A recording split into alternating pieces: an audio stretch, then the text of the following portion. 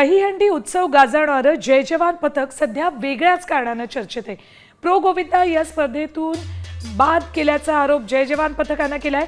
वरळी डोममध्ये ठाकरे बंधूंचा मेळावा झाला, त्यात जय जवान पथकानं ठाकरे बंधूंना सलामी दिलेली, त्यामुळे सुडापोटी बाद केल्याचा आरोप जय जवान पथकानं केलाय. प्रो गोविंदाच्या आयोजकांनी मात्र हे आरोप फेटाळलेत. जय जवान पथकानं स्पर्धेसाठी वेळेत नोंदणी न केल्यानं स्पर्धेत प्रवेश दिला नाही असा दावा प्रो गोविंदा आयोजकांनी केलाय.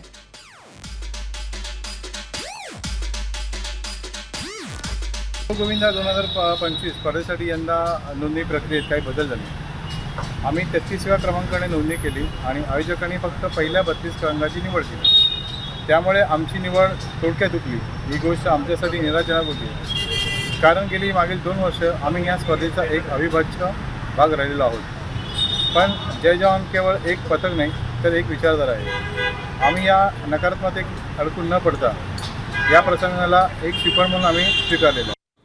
आता isakal.com आहे देशातील नंबर 1 ची मराठी न्यूज वेबसाईट. प्रत्येक अपडेटसाठी isakal.com ला नक्की भेट द्या.